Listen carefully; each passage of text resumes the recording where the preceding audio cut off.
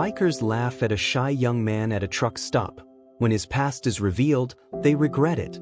The truck stop on Route 89 was bustling with life that late summer afternoon. Semis lined up for fuel, their drivers stretching their legs after long hauls, while families on road trips shuffled into the diner for a quick meal. The air was filled with the hum of engines, the clatter of plates, and the chatter of travelers. Among the crowd, a young man sat alone on a weathered bench just outside the diner. He was tall but slender, his shoulders slightly hunched as if trying to make himself smaller. His denim jacket was a little too big, his sneakers scuffed from years of wear. He kept his head down, his shaggy blonde hair covering his eyes, though every now and then he glanced toward the motorcycles parked nearby. The bikes belonged to a group of burly men who had just rolled in, a gang of leather-clad bikers who dominated the parking lot with their loud laughter and booming voices. They leaned against their rides, swapping stories and cracking jokes, their presence impossible to ignore. The young man glanced at them again, his gaze lingering on the gleaming chrome of their bikes.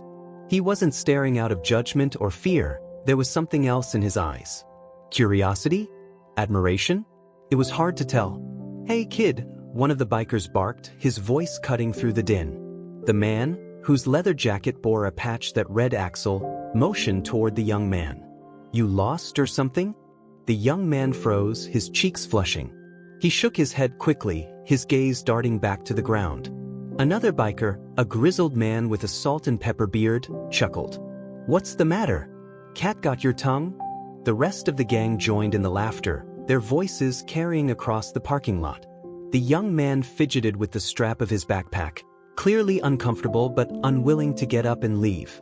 "Come on, give the kid a break," said a younger biker with a shaved head, though there was a teasing edge to his tone. "He probably just wants to join the big boys club." Axel smirked. "Is that it, kid? You want to ride with us? Got your training wheels on?" The young man opened his mouth as if to respond, but no words came out. Instead, he stood abruptly, clutching his backpack tightly, and walked toward the diner without a word. The bikers erupted into another round of laughter, their teasing growing louder as the young man disappeared inside. "Shy little guy, isn't he?" one of them remarked. Inside the diner, the young man found a corner booth and sank into the seat, trying to disappear from view.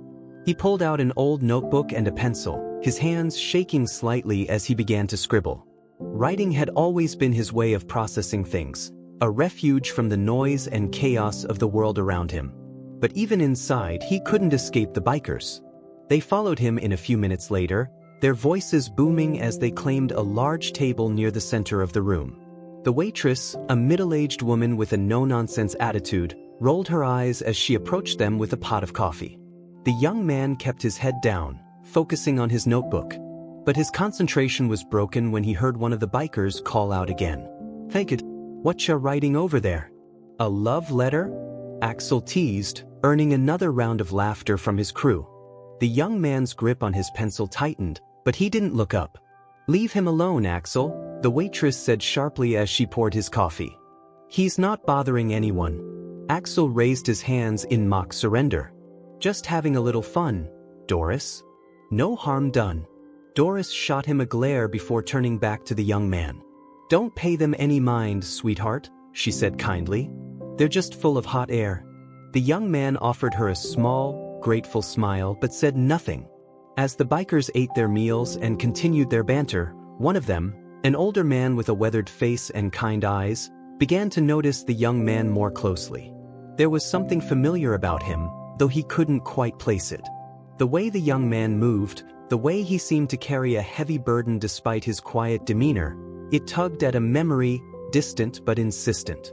"Hey Axel," the older man said, nudging him. "You ever think maybe we're being a little hard on the kid?" Axel shrugged, biting into his burger. "He looks like he could use a little toughening up. We're doing him a favor." The older man frowned but didn't argue. Instead, he continued to watch the young man, a nagging feeling growing in the back of his mind. As the afternoon stretched into evening, the bikers eventually returned to the parking lot, their laughter echoing across the asphalt. The young man remained in the diner, watching them through the window as they prepared to leave. But just as Axel mounted his bike, The young man stood abruptly and walked outside, his notebook still clutched in his hand.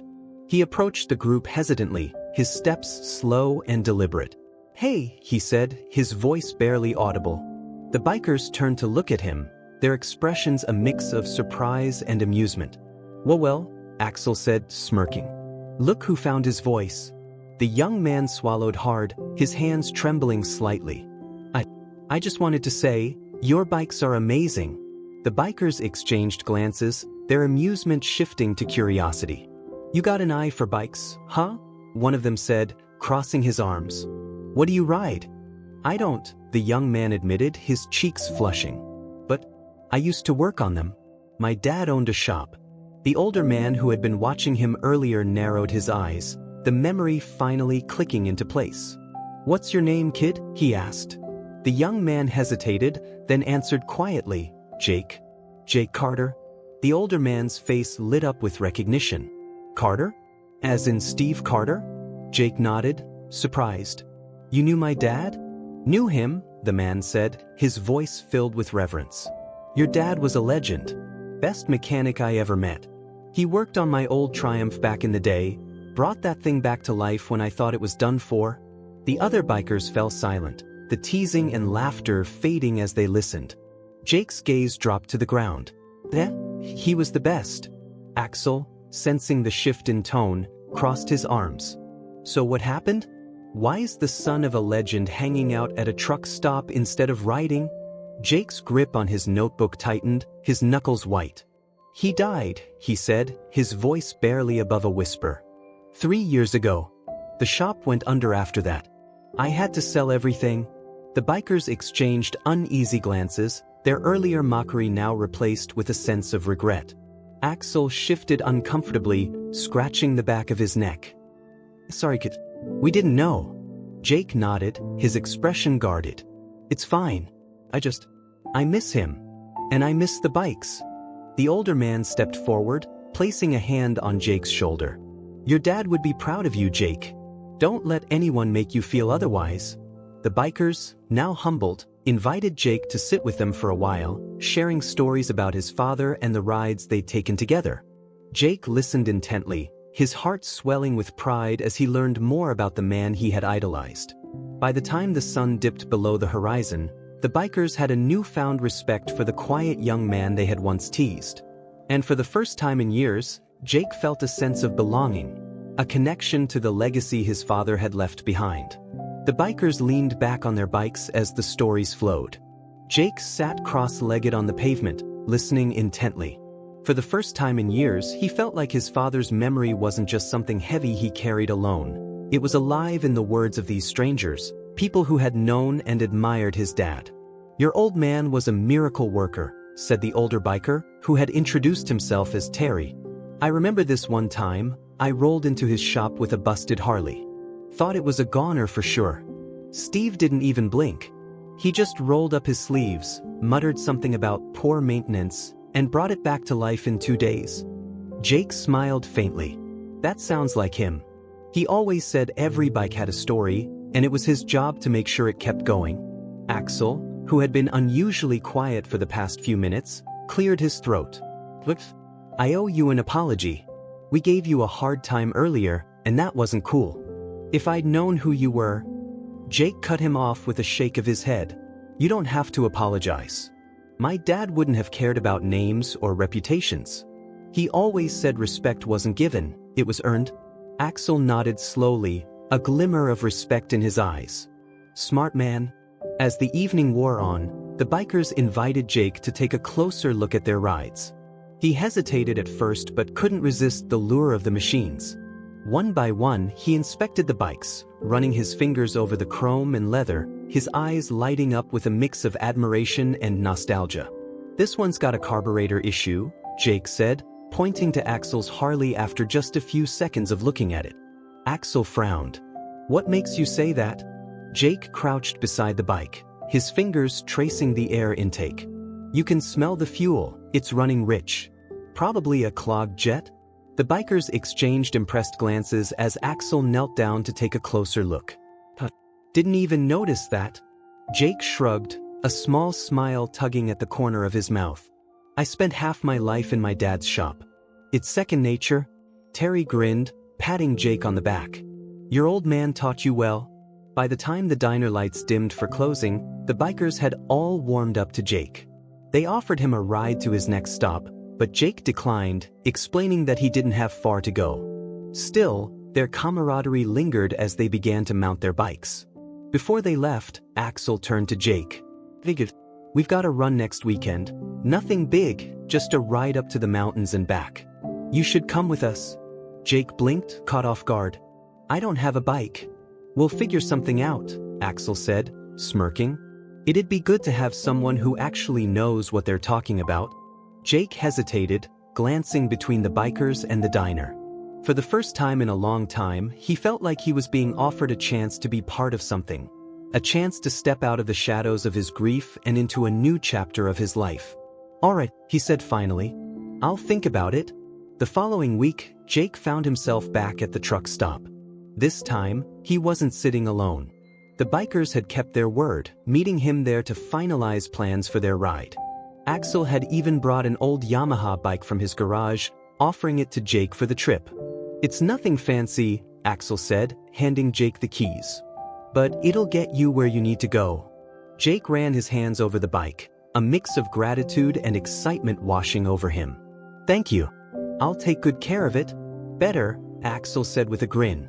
Or you'll have me to answer to. The ride itself was unlike anything Jake had ever experienced. The roar of the engines, the wind rushing past, the open road stretching endlessly ahead. It was exhilarating, freeing in a way that felt almost spiritual. For the first time since his father's death, Jake felt truly alive. As they climbed higher into the mountains, the group stopped at a scenic overlook, the sun casting golden light over the rolling hills below. Jake parked the Yamaha and stepped off, his legs slightly shaky from the long ride. How's it feel, kid? Terry asked, clapping him on the shoulder. Jake took a deep breath, a wide smile breaking across his face. Amazing! I get why my dad loved this so much. It's not just about the ride, Axel said, leaning against his Harley. It's about the people you share it with. Out here, we're all equals. No judgments, no expectations, just the road and the people who've got your back. Jake nodded, his heart swelling with gratitude. Thanks for letting me be part of this. You've earned it, Axel said simply. As the sun began to set, the group made their way back down the mountain. The ride was quieter this time, more reflective. By the time they returned to the truck stop, Jake felt like a different person. The weight he had been carrying for so long didn't feel quite so heavy anymore. The bikers gathered around him one last time before saying their goodbyes. Terry handed Jake a patch with their group's emblem on it, a simple design of a wheel with wings. Consider yourself one of us now, Terry said. You've got family here, Jake. Jake stared at the patch, his throat tightening. Thank you. This means a lot. Don't mention it, Axel said, mounting his bike. We'll see you on the next ride. Over the weeks that followed, Jake began to rebuild his life, inspired by the confidence and camaraderie the bikers had given him. He started working at a local repair shop, putting his skills to use and reconnecting with the passion his father had instilled in him. He even began saving up for a bike of his own, determined to keep the promise he had made to himself on that mountain overlook, to honor his father's legacy not with sorrow, but with action. The bikers checked in on him often, swinging by the shop to chat or inviting him to join their rides. Slowly but surely, Jake found his place among them, his shyness giving way to a quiet but steady confidence. One day, as he worked on a vintage Triumph in the shop, a familiar sound reached his ears, the rumble of Harley engines. He looked up to see Axel, Terry, and a few others pulling into the lot. But this time, they weren't alone. A man stepped out from the group, his face lined with age but unmistakably familiar. Jake's heart stopped as the man approached, a wide grin spreading across his face. Jake Carter, the man said, extending a hand. Your dad talked about you all the time. Name's Rob, an old friend of his. Jake shook Rob's hand, his voice faltering. You knew my dad? Knew him? Rob said with a laugh. We rode together for years. He was one of the best. Terry stepped forward, a proud smile on his face. We figured it was time you met some of the people who knew your dad best. Jake's eyes glistened as he looked around at the group. Thank you. For everything. You're part of the family now, Axel said. And family takes care of each other. That night, as Jake rode home on the Yamaha, the stars shining brightly above, he felt a sense of peace he hadn't known in years. The road stretched out before him, full of promise, and for the first time, he knew he wasn't riding alone. The weeks that followed Jake's meeting with Rob felt like a dream. Rob had shared stories of Jake's father that Jake had never heard before, tales of daring rides, late-night repairs, and the unwavering loyalty of the biker community his father had been a part of. These weren't just anecdotes. They were pieces of a larger puzzle, a clearer picture of the man Jake had idolized his entire life. Each story brought Jake closer to his father, even in his absence. Jake spent more and more time with the bikers, and with every ride, every shared laugh, his confidence grew. The Yamaha Axel had loaned him became his pride and joy, and he treated it with the same care and reverence his father had taught him to give every machine. But Jake knew it wasn't just about the bike. It was about the road, the camaraderie, and the sense of belonging he had long craved. One Saturday morning, Jake was at the repair shop when Axel strolled in, the familiar sound of his Harley announcing his arrival. Jake wiped his hands on a rag and stepped out from behind the counter. "What brings you here?" Jake asked, smiling. Axel smirked, pulling a folded flyer from his pocket. "We've got a big charity ride coming up next month. Figured you'd want in." Jake took the flyer and scanned it. The event was a ride to raise money for children's hospitals, with bikers from across the state expected to participate. Jake's eyes lit up as he looked at Axel. "Absolutely," he said. "I'm in." "Good," Axel replied. "But if you're gonna ride with the big crowd, you might want to think about getting your own wheels. That Yamaha's nice, but it's not yours." Jake nodded, the thought already on his mind. "I've been saving up. I'll find the right one." "Well, let us know when you do," Axel said, clapping him on the shoulder. "We'll help you break it in." The next few weeks were a whirlwind of preparation. Jake scoured classifieds, online listings, and even auction sites, searching for a bike that felt right. One day, while browsing through a local forum, he stumbled across an ad that made his heart skip a beat. A 1982 Honda CB750, almost identical to the bike his father had restored when Jake was a kid. The bike was in rough shape, but Jake didn't care. He knew it was the one. He reached out to the seller immediately, and by the end of the day, the bike was his. When he wheeled it into the shop, his coworkers raised their eyebrows. "You sure about this?" one of them asked, eyeing the rust and faded paint. Jake grinned, his eyes gleaming with excitement. "Absolutely." Over the next few weeks, Jake poured every spare moment into restoring the bike. It wasn't just a project. It was a labor of love, a way to honor his father's legacy while forging his own path. Axel, Terry, and the others stopped by often, offering advice and lending a hand when needed. By the time the charity ride rolled around, the Honda was gleaming, its engine purring like new. The morning of the ride, Jake rolled into the truck stop where the bikers had first mocked him months ago. This time, he wasn't the shy young man sitting on the sidelines. He was one of them. Axel let out a low whistle as Jake pulled up. "Now that's a bike," he said, grinning. "You did good, kid." "Thanks," Jake said, his chest swelling with pride. "Couldn't have done it without you guys." The charity ride was everything Jake had imagined and more. Hundreds of bikers filled the roads, their engines roaring like thunder as they rode through towns and countryside. People lined the streets to watch, cheering and waving as the bikers passed by. For Jake, it was more than just a ride. It was a celebration of community, a reminder that even strangers could come together for something bigger than themselves. As the group stopped for a break at a scenic overlook, Jake stood with Terry, looking out over the sprawling landscape. "Your dad would be proud of you," Terry said, his voice low but sincere. "You're carrying on his spirit in ways even he couldn't have imagined." Jake swallowed the lump in his throat, his voice steady as he replied, "I hope so. He's the reason I'm here." As the months went on, Jake's life continued to evolve. The repair shop where he worked became a hub for the local biking community, with riders stopping by not just for repairs but for the sense of connection Jake had cultivated. He started organizing small events, a ride to a nearby town, a gathering at the shop, each one bringing the community closer together. One evening, as Jake closed up the shop, Rob stopped by with a surprising announcement. "Jake," Rob said, leaning against the counter, "there's something you need to see." "What is it?" Jake asked, curious. Rob pulled out a set of keys and handed them to Jake. "Your dad's old shop. It's been sitting there empty ever since it closed. I talked to the owner and he's willing to sell it, for a good price." Jake stared at the keys, his heart pounding. "Are you serious?" "Dead serious," Rob said, his voice firm. "That place was your dad's pride and joy. It should be yours now." The decision wasn't easy. Buying the shop meant taking a risk, stepping into the unknown. But as Jake stood outside the old building a few days later, the memories flooding back, he knew it was the right choice. With the support of his biker family and the lessons his father had taught him, he reopened the shop under a new name, Carter's Legacy Garage. The shop quickly became a cornerstone of the community, a place where bikers and non-bikers alike could gather, share stories, and keep the spirit of the open road alive. Jake's reputation grew, not just as a skilled mechanic but as a leader and friend to everyone who walked through the doors.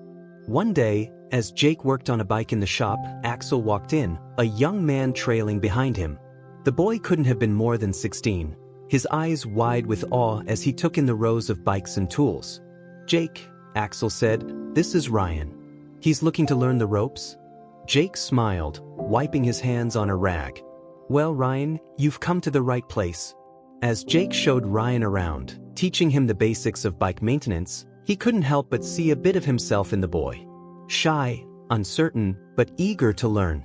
And in that moment, Jake realized just how far he had come, not just as a mechanic, but as a person. Years later, as Jake stood in the shop surrounded by friends, family, and the community he had built, he felt an overwhelming sense of gratitude. The young man who had once been mocked at a truck stop was now a pillar of strength and resilience, a living testament to the power of perseverance and the bonds that tie people together. As the sun set over the shop, Jake stepped outside, his eyes drifting to the horizon. The road stretched out before him, full of promise. And he knew, with every fiber of his being, that he was ready for whatever came next. The success of Carter's Legacy Garage didn't just come from Jake's skill as a mechanic. It came from his ability to make people feel welcome, valued, and connected. Over time, the garage became more than a place to fix bikes. It became a community hub, a sanctuary for anyone who needed it. Whether it was a young rider trying to figure out their first bike or a seasoned road warrior looking for a place to swap stories, Jake treated everyone with the same respect and care. One chilly autumn morning, Jake was preparing to open the shop when he noticed a familiar face in the parking lot. It was Ryan, the shy teenager Axel had introduced months earlier. But this time, Ryan wasn't alone. He was standing nervously next to a battered old dirt bike, his hands stuffed into his pockets. "Hey, Jake," Ryan called out, his voice hesitant. I think it's broken." Jake grinned, walking over to inspect the bike. The frame was scratched, the chain loose, and the engine sputtered weakly when Ryan tried to start it. "Well, it's definitely seen better days," Jake said, crouching to get a closer look. "But I've worked with worse." Ryan's face lit up. "You think you can fix it?" "We can fix it," Jake said, standing and clapping Ryan on the shoulder. "But you're going to help." Ryan hesitated, looking unsure. "I don't know anything about fixing bikes." "Good thing you're here to learn," Jake replied with a wink. Over the next few weeks, Ryan became a regular at the garage. Under Jake's guidance, he learned how to clean carburetors, adjust brakes, and even weld small repairs. Each time he solved a problem or fixed a part, his confidence grew. And with every lesson, Jake saw a little more of his younger self in the boy. One evening, as they finished tightening the last bolt on the dirt bike, Ryan turned to Jake with a question that had clearly been weighing on him. "Do you think I could ever be as good as you?" he asked, his voice barely above a whisper. Jake looked at him, his expression serious but kind. "Ryan, it's not about being as good as me. It's about being the best version of yourself. That's all that matters." Ryan nodded, a small smile creeping onto his face. "Thanks, Jake. For everything." "Don't mention it," Jake said, tossing him a rag to wipe his hands. Now, let's get this thing started and see what it can do. The sound of the dirt bike roaring to life was music to Ryan's ears, and the pride on his face was unmistakable. He took it for a quick spin around the parking lot, his laughter echoing in the crisp evening air. For Jake, it was a reminder of why he had reopened the shop, not just to honor his father, but to create a space where others could find the same sense of purpose and belonging that he had once needed. Meanwhile, the garage's reputation continued to grow, attracting bikers from all over the state. Some came for repairs, others for advice, and many just to be part of the vibrant community that Jake had built. One day, as Jake was working on a custom chopper, a woman in her early 40s walked into the shop, her leather jacket worn and her expression guarded. "Can I help you?" Jake asked, looking up from his work. "I hope so," she said, her voice steady but tinged with uncertainty. "Name's Sarah. I've been hearing a lot about this place, and I was wondering if you'd take a look at my bike." "Of course," Jake said, setting down his tools. "What's the issue?" Sarah hesitated, then shrugged. "It's not running like it used to. And, well, it was my brother's bike. He passed away last year, so I want to keep it in good shape." Jake nodded, his expression softening. "Bring it in. We'll take care of it." As Jake worked on Sarah's bike over the next few days, they struck up an easy rapport. Sarah shared stories about her brother, and Jake found himself opening up about his own father. The connection between them grew, and by the time the bike was ready, Sarah was no longer a stranger, she was part of the family. "Thank you," she said as she picked up the bike. "This place, it's special. You've built something really amazing here." Jake smiled, watching as she rode off. He didn't need her to say it, he already knew. The years passed, and Carter's Legacy Garage became a cornerstone of the community. Jake continued to mentor young riders like Ryan, host charity rides with Axel and the gang, and honor his father's memory through his work. But his impact extended far beyond the garage. One summer, Jake was invited to speak at a local high school's career day. At first, he was hesitant. Public speaking wasn't exactly his strong suit, but Terry convinced him to give it a shot. "Just tell your story," Terry said. "The rest will come naturally." When Jake stepped onto the stage, the room fell silent. He looked out at the sea of young faces, many of them uncertain about their futures, and took a deep breath. "I wasn't always the guy you see here today," he began. "A few years ago, I was lost. I didn't know where I belonged or what I wanted to do with my life. But then I remembered something my dad always said: every bike has a story, and it's our job to make sure that story keeps going." He paused, letting the words sink in. "I realized that it's not just bikes, it's people too. We all have a story, and we all need someone to believe in us, to help us keep going. That's what I try to do every day at my garage." By the time he finished, the room erupted into applause. For Jake, it was another reminder that his journey wasn't just about fixing bikes, it was about inspiring others to find their own paths. One evening, as Jake locked up the shop, Ryan approached him with a nervous smile. "What's up, kid?" Jake asked, sensing there was something on his mind. "I've been thinking," Ryan said, shifting his weight from foot to foot. "I want to open my own shop someday." "Like you did?" Jake's smile widened. "That's a great goal, Ryan. And I have no doubt you'll make it happen." "You think so?" Ryan asked, his eyes filled with hope. "I know so," Jake said. "And when you do, I'll be your first customer." The Langford family's story had been one of growth, resilience, and redemption, and Jake's journey was no different. He had started as a shy young man mocked at a truck stop, unsure of his place in the world. But through the bonds he had formed, the lessons he had learned, and the legacy he had carried forward, Jake had found not just a purpose but a family. As he rode down the highway one crisp fall evening, the sun setting behind him and the open road stretching ahead, Jake felt a profound sense of peace. The road wasn't just a path, it was a symbol of everything he had overcome and everything he had yet to achieve. For Jake Carter, the journey was just beginning. The road ahead stretched endlessly, a ribbon of asphalt cutting through golden fields and rolling hills. Jake rode in silence, the steady hum of his Honda CB750 the only sound accompanying his thoughts. The open road had become his sanctuary, a place where he could reflect on how much his life had changed. He thought about his father, about how the lessons he had learned in the shop as a boy still guided him. He thought about Axel, Terry, and the other bikers who had become his family, pulling him out of his shell and showing him that strength wasn't always about being the loudest. And he thought about Ryan, who was so much like the young man Jake had been when he first walked into the truck stop, unsure of himself but full of untapped potential. Jake smiled to himself. The road, the bikes, the people, it all felt like home now. But there was still more to do, more lives to touch, more stories to tell. Back at Carter's Legacy Garage, life continued at its usual rhythm. The shop was bustling with activity. Customers brought in everything from vintage motorcycles to sleek new machines, and Jake handled each one with the same care and attention to detail. The garage had become a place of stories, a meeting ground for people from all walks of life to share their journeys. One afternoon, a woman named Kate walked into the shop. She was in her late 30s, wearing a weathered leather jacket and a guarded expression. Her bike, a Triumph Bonneville, was parked outside, its engine sputtering and coughing with every start. "Something's wrong with the throttle," Kate said, her voice tinged with frustration. "It's been acting up for weeks." Jake walked outside and examined the bike. After a quick inspection, he nodded. "Throttle cables worn down. Easy fix." Kate looked skeptical. "You sure?" "Positive," Jake said, wheeling the bike into the garage. "It'll be good as new by the end of the day." As Jake worked on the Triumph, Kate lingered nearby, watching him closely. There was something calming about the way he moved, his focus unwavering as he tightened bolts and adjusted cables. After a while, she spoke up. "This place, it's different," she said, glancing around the shop.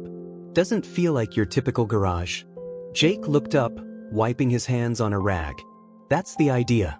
My dad always said a shop should be more than just a place to fix bikes. It should be a place where people feel welcome." Kate hesitated, then nodded. "Well, you've nailed it. I can see why everyone talks about this place." Jake smiled. "Thanks. It means a lot." As Kate returned to pick up her bike later that evening, she paused before leaving. "You know," she said, "I've been riding alone for years. Never thought I needed anyone else. But this place makes me think maybe I've been missing out." "You're welcome here anytime," Jake said. "We've always got room for one more." Kate's lips curved into a small smile. "I'll keep that in mind." Word of the garage's unique atmosphere continued to spread, and soon, it wasn't just bikers who stopped by. Families, travelers, and even curious locals began to visit, drawn by the stories they'd heard. Jake decided to embrace the growing attention by hosting a community open house. The event would feature live music, food, and, of course, bikes. The preparations were a team effort. Ryan eagerly volunteered to help organize the event, using it as an opportunity to showcase his growing skills. Axel and Terry rounded up the bikers to spread the word, and even Kate pitched in, offering to handle the music lineup. When the day of the open house arrived, the turnout exceeded everyone's expectations. The parking lot was packed with bikes of every make and model, and laughter and conversation filled the air. Jake walked among the crowd, greeting familiar faces and welcoming newcomers. It was a celebration of everything the garage had come to represent: community, connection, and a shared love of the open road. As the sun set and the event wound down, Jake found himself sitting on the steps of the garage, watching the last rays of light fade into the horizon. Ryan sat beside him, a satisfied grin on his face. "Pretty good turnout, huh?" Ryan said. "Better than I could have imagined," Jake replied, his voice tinged with pride. Ryan glanced at him, his expression thoughtful. "You ever think your dad could see all this?" Jake paused, his gaze fixed on the horizon. "I'd like to think he can. And I hope he's proud." "He would be," Ryan said confidently. "No doubt about it." In the weeks that followed, the garage's open house became the talk of the community. People who had never set foot in a garage before were now regular visitors, drawn not just by the bikes but by the sense of belonging that Jake had created. It was a place where everyone had a story, and every story mattered. One day, as Jake was working on a custom build, he received a call from an unexpected source. It was a representative from a national motorcycle magazine, asking if they could feature Carter's Legacy Garage in an upcoming issue. "We've been hearing amazing things about your shop," the representative said. "The way you've turned it into a community hub, it's exactly the kind of story our readers love." Jake agreed, though the idea of being in the spotlight made him a little uneasy. Still, he knew the feature could help spread the garage's mission even further. When the article was published a few months later, the response was overwhelming. Writers from across the country began reaching out, sharing their own stories and expressing their admiration for what Jake had built. Some even made the journey to visit the garage in person, turning it into a kind of pilgrimage. One such visitor was an older man named Paul, who arrived on a beautifully restored Indian chief. Paul had read the article and felt compelled to see the garage for himself. "This place," Paul said, looking around with admiration, "it's got heart. You don't see that much anymore." Jake smiled. "That's what we're going for." As they talked, Jake learned that Paul had once run a garage of his own but had closed it down after his wife passed away. The loss had been too much, and he had given up on the dream they had shared. "You've reminded me why I started in the first place," Paul said. "Thank you for that." Jake nodded, his voice steady. "It's never too late to start again." The years rolled on, and Carter's legacy garage continued to grow, its impact rippling far beyond the small town where it all began. Jake remained at the center of it all, not as a leader commanding attention but as a quiet, steady presence who brought people together. He had found his purpose, and in doing so, had helped countless others find theirs. One evening, as Jake closed up the shop for the night, he stood in the doorway and looked out at the stars. The road was quiet, the air still, and for a moment he felt the presence of his father beside him. "Thank you," Jake whispered, his voice carried by the breeze. "For everything." And with that, he turned off the lights, locked the door, and walked into the night, ready for whatever the road ahead might bring. Jake's garage had become more than just a place to work on bikes. It was a living, breathing monument to community, second chances, and the enduring power of human connection. But with the growing attention the garage was receiving, Jake began to realize that he was at a crossroads. One brisk morning, as Jake worked on a vintage Norton Commando, Axel strolled into the shop. "You've got mail," Axel said, tossing a large envelope onto the counter. "Came by the diner, so Doris sent me over." Jake wiped the grease from his hands and opened the envelope. Inside was an invitation, an offer to speak at an international motorcycle expo in Los Angeles. They wanted Jake to share his story, to talk about how Carter's legacy garage had become a beacon of hope for bikers and beyond. Axel leaned against the counter, smirking. "Looks like the world's catching on to what we already know. You've built something special?" Jake frowned slightly, unsure. "I'm not much of a public speaker." "That's what you said at the high school, and you crushed it," Axel pointed out. "Look, Jake, you've got a story people need to hear. If anyone's gonna inspire the next generation of writers, it's you." Jake hesitated but eventually nodded. "All right, I'll think about it." That night, Jake sat on the steps of his porch, the invitation in one hand and a cup of coffee in the other.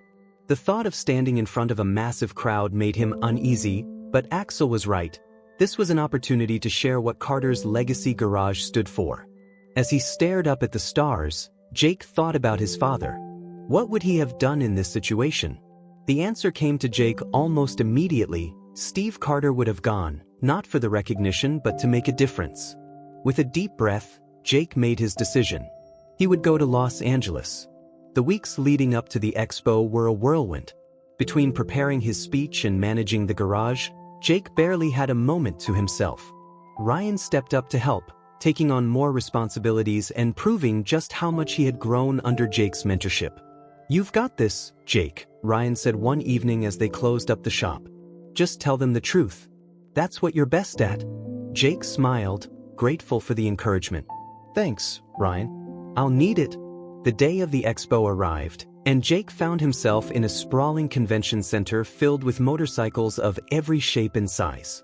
The energy was electric, with writers, builders, and enthusiasts from around the world gathered under one roof. Jake felt a mix of awe and nerves as he made his way to the stage. The crowd fell silent as Jake stepped up to the podium. He adjusted the microphone, took a deep breath, and began. "Good morning, everyone. he said, his voice steady despite the butterflies in his stomach. My name is Jake Carter, and I'm here to talk about something that goes beyond bikes. I'm here to talk about community, connection, and how the open road can bring us together. He paused, scanning the faces in the audience. When I first started Carter's Legacy Garage, I didn't know if I could do it. I was just a kid trying to figure out who I was after losing my dad. But I realized something along the way. This isn't just about fixing bikes. It's about fixing ourselves. It's about giving people a place to belong. Jake shared stories about his father, about the bikers who had welcomed him into their family, and about the young riders like Ryan who had found a home at the garage. He spoke from the heart, his words carrying the weight of his journey. By the time he finished, the room erupted into applause. Jake stepped back from the podium, his heart pounding, but this time it wasn't from nerves, it was from pride.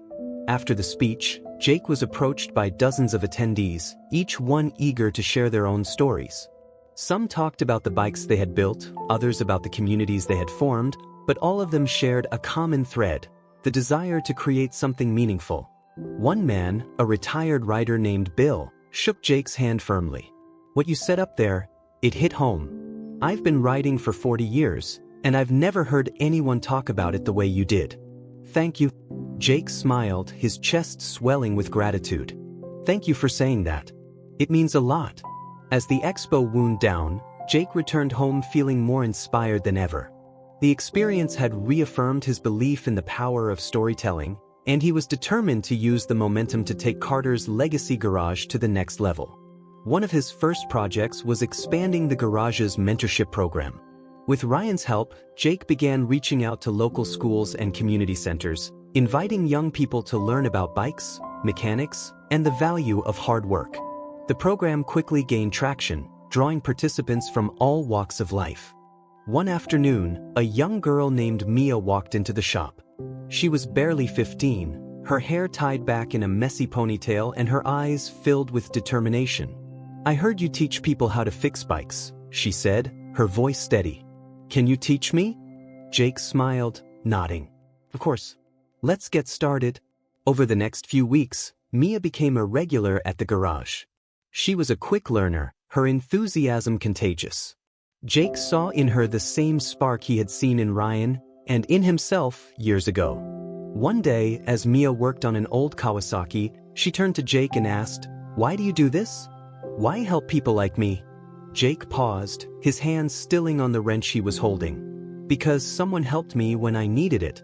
And because I believe everyone deserves a chance to find their place. Mia nodded, her expression thoughtful. I think I'm starting to find mine. The garage's impact continued to grow, touching lives in ways Jake could never have imagined.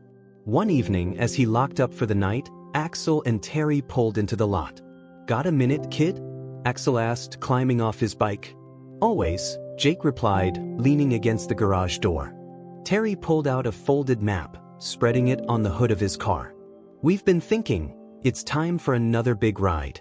Something that reminds everyone what this is all about. Jake studied the map, his interest piqued. What do you have in mind? A coast-to-coast ride, Axel said, his eyes gleaming. Starting here, ending in California.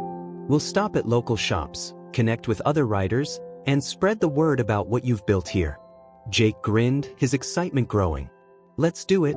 The ride took months of planning, but when the day finally arrived, it was worth every moment. Dozens of riders gathered at Carter's Legacy Garage, ready to embark on the journey of a lifetime. Jake led the group, his CB750 gleaming in the morning sunlight. As they rode across the country, stopping in small towns and big cities alike, Jake was reminded of why he had fallen in love with the open road. It wasn't just the freedom, it was the people, the stories, and the connections that made every mile worth it. By the time they reached California, the group had grown to include hundreds of riders, each one inspired by the mission of Carter's Legacy Garage. At the final stop, Jake stood before the crowd, his voice filled with emotion. This isn't just about bikes, he said. It's about all of us, about the stories we carry and the lives we touch. Thank you for being part of this journey. The applause that followed was deafening, but for Jake, it was just the beginning. The road ahead was endless, and he couldn't wait to see where it would take him next.